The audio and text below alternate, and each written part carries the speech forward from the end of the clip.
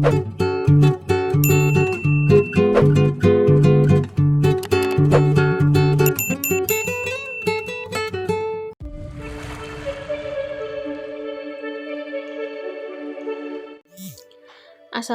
warahmatullahi wabarakatuh. Kita masih belajar di jaringan hewan. Sekarang kita masuk ke jaringan otot. Kalau di tubuh kita, otot itu dikenal sebagai daging.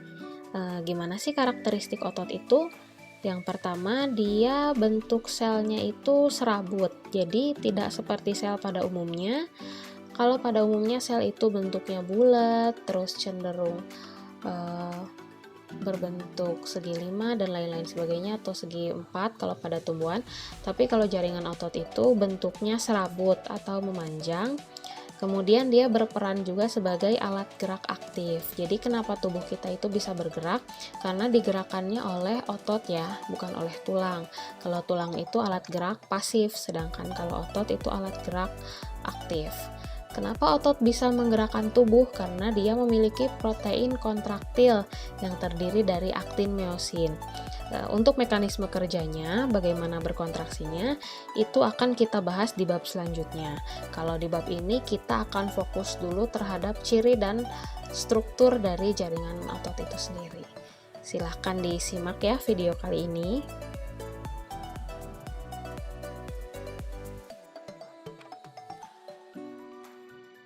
Oke, kita lanjutkan ke macam-macam jenis otot. Sebenarnya otot di tubuh manusia itu atau di tubuh hewan itu ada 3 macam. Kita bahas yang pertama dulu, ada namanya otot lurik atau otot rangka. Kenapa disebut otot rangka? Karena dia terletaknya pada tulang. Jadi otot yang melekat pada tulang itu disebutnya otot rangka. Yang kalian kenal sebagai daging. Kan daging itu biasanya menyelimuti tulang. Nah, biasanya daging-daging yang ada di sekitar tulang itu adalah otot rangka atau otot lurik. Nah, lalu kenapa disebut otot lurik? Kalau kalian perhatikan strukturnya, di sini tampak adanya garis-garis gelap dan terang. Nah, itulah yang disebut lurik. Lurik itu maksudnya ya garis-garis tadi yang tampak belang-belang, gelap dan terang. Begitu. Terus cara kerja otot rangka ini adalah volunter atau disadari. Misalnya kalian berlari, kalian jalan, kalian menulis, kalian bicara.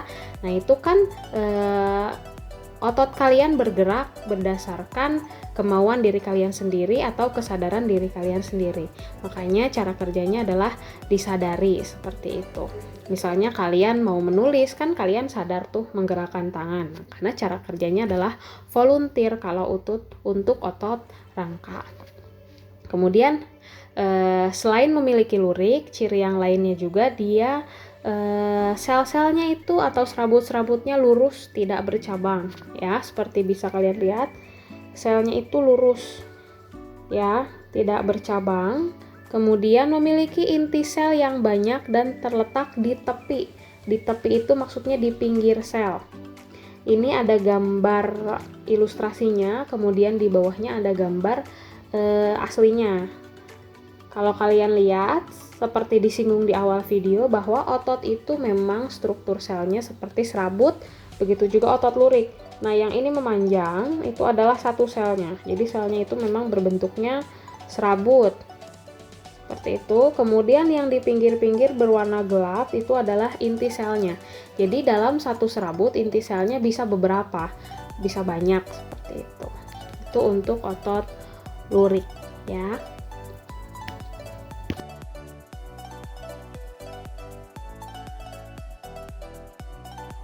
Kita masuk ke jenis otot yang kedua, yaitu ada otot polos.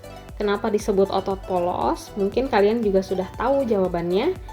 Ya, karena di struktur otot polos itu tidak ditemukan adanya lurik atau tidak adanya garis gelap dan terang. Jadi tampak polos aja seperti itu.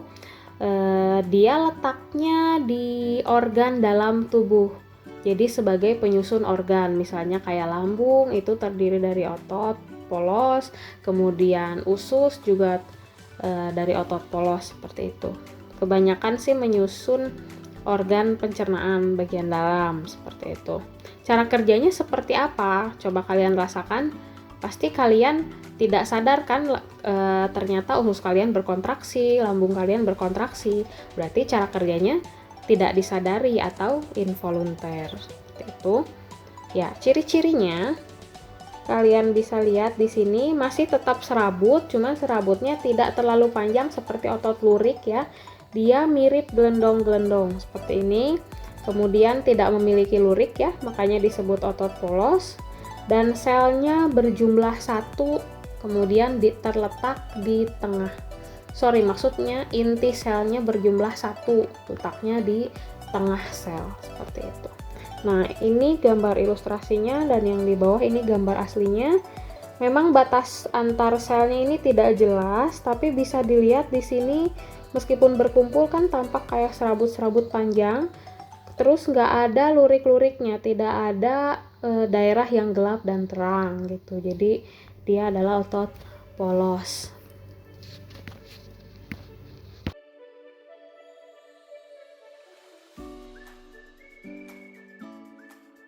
Nah, jenis otot yang terakhir adalah otot jantung. Ya, dari namanya kalian pasti sudah tahu dia letaknya pasti di jantung. Jadi jantung itu memang sebagian besar penyusunnya adalah otot gitu, tapi berbeda strukturnya baik dengan otot lurik ataupun dengan otot polos. Kalian bisa lihat di sini, otot jantung itu ada kemiripan dengan otot lurik, yaitu memiliki lurik-lurik, memiliki daerah yang gelap dan yang terang. Bedanya di mana? Dari cara kerjanya. Ketika otot lurik itu cara kerjanya disadari atau volunteer, sedangkan kalau otot jantung, kalian juga bisa merasakan jantung kalian tetap bisa berdenyut tanpa kalian sadari, berarti cara kerjanya adalah involunteer atau tidak disadari. Kemudian kalau otot lurik itu serabutnya lurus ya, tidak bercabang. Kalau otot jantung di sini serabut selnya itu bercabang. Kalian bisa lihat jelas pada gambar ilustrasinya. Sedangkan kalau di preparat aslinya harus kalian cermati dulu baru tampak cabangnya seperti itu. Nah, ini bercabang. Nah, ini cabangnya. Kemudian ini juga cabang. Ini cabang ya, seperti itu. Kalau kalian perhatikan, di tengah-tengah selnya itu terdapat bagian yang lebih gelap dibandingkan lurik-luriknya. Itu namanya diskus intercalaris ya. Kalau di preparat aslinya ini.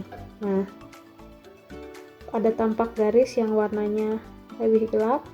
Nah, itu disebut diskus intercalaris. Apa itu diskus intercalaris? Dia adalah pertemuan antara dua sel atau dua serabut jantung yang berbeda gitu. Jadi antar serabut itu saling berhubungan melalui diskus intercalaris. Begitu.